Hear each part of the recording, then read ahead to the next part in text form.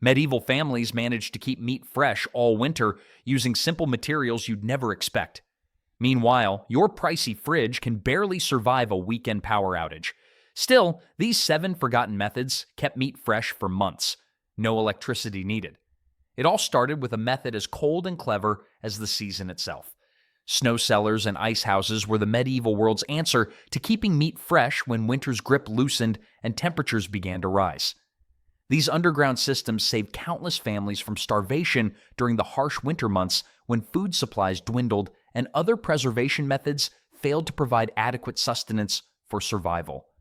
Winter ice harvesting started when rivers froze solid and thick enough to support heavy equipment and workers safely navigating the surface. People would dig large pits into the ground, sometimes 8 to 10 feet deep depending on local soil conditions and climate requirements for optimal preservation effectiveness. Straw, sawdust, or dried leaves were packed around the walls for insulation and protection against temperature fluctuations that could compromise preservation effectiveness and food safety over extended periods. Ice blocks were cut from frozen rivers using special saws designed for the task of creating uniform pieces that stacked efficiently. Dangerous work that required skill and experience gained through years of practice. One wrong step meant an icy bath that could kill you faster than any medieval executioner. The blocks were hauled to storage pits and stacked carefully with precision to maximize storage capacity and maintain proper air circulation throughout the storage area. But the real skill lay in proper meat storage techniques that separated successful preservation from disaster and spoilage. Barrels were the preferred method for containing the meat safely while allowing air circulation and preventing direct contact with ice. Meat was placed inside wooden barrels, positioned on top of or alongside the ice blocks for maximum preservation effectiveness and easy access when needed for family meals and sustenance. Rich families basically had underground freezers while everyone else was still figuring out how to keep milk from going sour. Science was surprisingly solid for medieval times when scientific understanding was limited and based on observation rather than theory. Cold temperatures slow bacterial growth dramatically and effectively, preventing spoilage that would otherwise occur rapidly in warmer conditions. Medieval people accidentally created perfect refrigeration temperatures without understanding a single thing about bacteria. Location mattered enormously for successful icehouse construction and long-term effectiveness throughout the changing seasons and weather patterns. Icehouses were built on the north side of buildings for optimal cooling and minimal sun exposure that could accelerate melting. Storage time varied depending on construction quality and environmental conditions, including humidity and seasonal temperature variations that affected preservation success. In ideal conditions, meat could stay fresh for weeks or months without any signs of deterioration or bacterial contamination. Community ice houses worked like medieval food cooperatives, except instead of organic vegetables, they were storing sides of beef. However, maintenance was constant work requiring daily attention and careful monitoring of conditions to ensure optimal preservation effectiveness. Ice had to be replenished as it melted during warmer periods to maintain consistent temperatures and preservation quality. This method only worked in climates where ice and snow were abundant throughout winter and could be reliably harvested when rivers froze solid. Ice houses had their limits, though, and smart cooks knew they needed backup plans for when ice became unavailable. Salt curd preservation took advantage of fermented dairy and salt working together to preserve cooked meat effectively through chemical processes that inhibited bacterial growth. This method involved packing meat into fermented yogurt or curd mixed with salt in specific proportions that created hostile environments for harmful bacteria and microorganisms that could cause spoilage and foodborne illness. Medieval families essentially created the first meal prep system, except instead of plastic containers filled with quinoa, they used fermented dairy and salt. Milk was left to ferment naturally or with starter cultures from previous batches over several days until it reached optimal acidity levels for preservation purposes and bacterial inhibition. Next came the crucial salt addition that determined success or failure of the entire preservation process and long-term food safety. Salt ratios had to be perfect for effective preservation without compromising taste or texture of the final preserved product. Too little salt in preservation wouldn't work properly. allowing dangerous bacteria to multiply and cause rapid spoilage. Too much, and the meat would become inedibly salty and unpalatable for consumption by family members. Getting the salt ratio right was more stressful than medieval tax collection. Mess it up, and your family went hungry. Meanwhile, meat had to be cooked thoroughly before preservation could begin to eliminate existing bacteria and ensure food safety throughout storage. Raw meat wouldn't work because it contained too much moisture and dangerous bacteria that could cause spoilage even in acidic environments. Boiling was the most common method used by medieval families for cooking meat before preservation began, ensuring complete bacterial elimination and proper texture. The layering process required patience and careful attention to detail throughout the entire procedure to ensure even distribution and proper preservation. Salt-curd mixture went into the bottom of a clay jar first to create proper foundation and drainage for excess liquids. Then came meat in even layers distributed uniformly to ensure consistent preservation throughout the container. Another layer of curd mixture followed carefully to maintain proper ratios. This pattern continued until the jar was completely full with alternating layers that maximized preservation effectiveness. Sheep milk created a more acidic environment than cow milk, making it the overachiever of the medieval dairy world. Goat milk fell somewhere in between these two options for preservation quality and effectiveness in creating hostile bacterial environments that prevented spoilage. Sealing was the final crucial step that determined long-term success and prevented contamination from external sources and airborne bacteria. Clay jars were covered with cloth or leather and sealed with wax or clay to prevent air exposure and moisture infiltration. Some people buried the sealed jars in cool earth for better temperature control and stability throughout the preservation period. Salt curd preservation often made meat taste better than the original, which tells you everything about medieval meat quality standards. Storage time was impressive for such a simple preservation method, requiring minimal equipment or specialized knowledge about food science principles. Properly prepared salt curd preserved meat could last several weeks, sometimes longer, in ideal storage conditions with consistent temperatures and proper sealing techniques.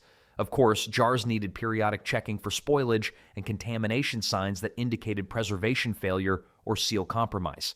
If the curd mixture began to smell off or show discoloration, the entire batch had to be discarded immediately to prevent foodborne illness. This method had its limitations, particularly for long-term storage needs exceeding several weeks in warmer climates. Ash packing sounds like something you do to a campfire, but medieval people discovered that cold wood ash could preserve meat surprisingly well for extended periods of time. This method involved layering wood ash around partially dried meat to absorb excess moisture and create alkaline conditions that prevented bacterial growth and spoilage while maintaining nutritional value and taste quality. Hardwood ash worked best for preservation purposes and provided optimal results for long-term food storage without spoilage. Oak, maple, and beech produced ash with the right alkaline properties for effective meat preservation and bacterial inhibition that could last for months. Medieval people learned through trial and error that ash quality could make or break their meat storage, literally. Smart families collected ash like modern people collect coupons, constantly and with serious dedication. Fresh ash from recent fires was too hot and contained too much moisture for proper preservation use and effectiveness in creating optimal storage conditions. Meanwhile, the protein couldn't be completely raw or completely cooked for this method to work effectively with optimal results and preservation quality. Light smoking or partial drying prepared the meat surface for ash treatment and reduced moisture content significantly to prevent bacterial growth. Getting the meat preparation just right for ash packing required more precision than a medieval surgeon performing brain surgery. The layering process was simple but required careful attention to detail and proper technique throughout the entire preservation procedure. Ash went into the bottom of a wooden box or container as a foundation layer to provide proper drainage and moisture absorption. Meat pieces were arranged so they didn't touch each other directly to prevent moisture transfer and cross-contamination between pieces. More ash was packed around and over the meat completely, ensuring total coverage and protection from air exposure and environmental contamination. Wood ash is naturally alkaline, creating an environment hostile to bacteria and other harmful microorganisms that cause spoilage and foodborne illness. The ash absorbed moisture from the meat, essentially mummifying the protein for long-term storage and preservation effectiveness that could last for months in proper conditions. Storage location was critical for successful ash packing preservation and maintaining optimal conditions throughout the storage period. Ash pack meat had to be kept in dry, cool places away from moisture and humidity that could compromise preservation effectiveness. Lean meats like venison worked exceptionally well with this preservation method due to lower fat content that didn't interfere with ash absorption. For medieval families on tight budgets, ash packing was like getting premium food storage for the cost of their cooking fire. Flavor effects varied depending on wood type and storage duration used for preservation process and environmental conditions during storage. Short-term ash packing often improved meat flavor by concentrating the natural taste and removing excess moisture that diluted flavors and reduced overall taste quality. The method's limitations became apparent with longer storage times and humid conditions that compromised effectiveness and preservation quality over extended periods. Dried blood sausages turned what most people today would consider waste into a long-lasting protein source that could sustain families through difficult periods when other food sources were scarce. This preservation method combined animal blood with grains and spices stuffed into casings, then dried until moisture was removed and bacterial growth was prevented through careful environmental control and timing. Blood collection happened immediately after slaughter when fresh and still flowing freely from the animal without any clotting or contamination. Medieval butchers worked faster than modern emergency room doctors because blood starts clotting within minutes. Adding grains to blood was basically medieval protein powder, except it actually worked and didn't taste like chalk. Barley was the most common choice because it absorbed blood well and provided substance to the final sausage product while helping bind ingredients together effectively for proper texture and nutritional content. Salt was mandatory for moisture removal and bacterial prevention in the preservation process and overall effectiveness of long-term storage. Garlic provided antimicrobial properties that helped extend shelf life significantly beyond normal expectations for preserved foods in medieval times. Medieval sausage makers treated their spice collections like modern chefs treat their knife sets, with serious respect. Fat content required careful balance for successful sausage making and optimal preservation results that would last through winter months. Too little fat meant dry, crumbly sausages that wouldn't last or provide adequate nutrition for families during lean periods. Too much fat prevented proper drying and could lead to rancidity during storage that would ruin entire batches. Pork fat was preferred for its flavor and preservation qualities that complemented blood perfectly and enhanced overall taste. Working with intestines was nobody's favorite kitchen duty, but it beat going hungry when winter food supplies dwindled. Natural casings from intestines had to be cleaned thoroughly and handled with extreme care to prevent contamination that could ruin entire preservation efforts. Stuffing technique was crucial for creating quality blood sausages that would store well without bursting or developing problems. The blood mixture had to be packed firmly, but not so tight that casings would burst during the drying process or storage. Medieval families watched their sausages dry with more patience than modern people waiting for Wi-Fi to connect. Proper drying took several weeks to months, depending on environmental conditions and sausage size and thickness that affected drying rates and preservation success. Nordic regions perfected blood sausage techniques because their long winters demanded reliable preserved foods for survival during harsh conditions when fresh food was unavailable. Storage required dry, cool conditions where properly dried sausages could last for months without spoilage or deterioration that could threaten family food security. Nutritional benefits made blood sausages especially valuable for medieval diets and family health during winter months when fresh foods were scarce. Blood is rich in iron and protein, addressing common deficiencies for hardworking families during winter months when fresh food was scarce and nutritional needs were high. Even the best dried sausages had limitations in certain climates and conditions that affected preservation success and storage duration. Bog preservation might sound like something out of a horror movie, but medieval people in Northern Europe discovered that peat bogs could naturally preserve meat for extended periods without any additional processing or chemicals. This method involved sealing meat in watertight containers and submerging them in cold, acidic bog water for months at a time while natural preservation occurred. Bogs created perfect food storage conditions without any human engineering, like having a natural refrigerator that ran on ancient swamp gas. Peat bogs are naturally acidic environments with very low oxygen levels that prevent bacterial growth and decomposition processes that would normally spoil meat. Finding the perfect bog for food storage was more challenging than medieval real estate hunting. The best preservation bogs had consistent cold temperatures and high acidity levels throughout the year for optimal preservation and food safety. Sealing was absolutely critical because one small leak could turn months of stored food into bog-flavored mush. Leather bags were common choices because they were naturally water-resistant and could withstand acidic bog conditions without deteriorating or compromising the seal integrity. Meat preparation varied depending on the protein type being preserved in the bog environment. Raw meat could be bog-preserved, but required careful handling to prevent contamination from harmful bacteria. Partially cooked meat often worked better for long-term storage because cooking eliminated surface bacteria that could cause problems. Medieval families used more stones to weigh down their food containers than modern people use decorative rocks in their gardens. Containers had to be weighted down to stay underwater consistently throughout the preservation period to prevent exposure to air and contamination.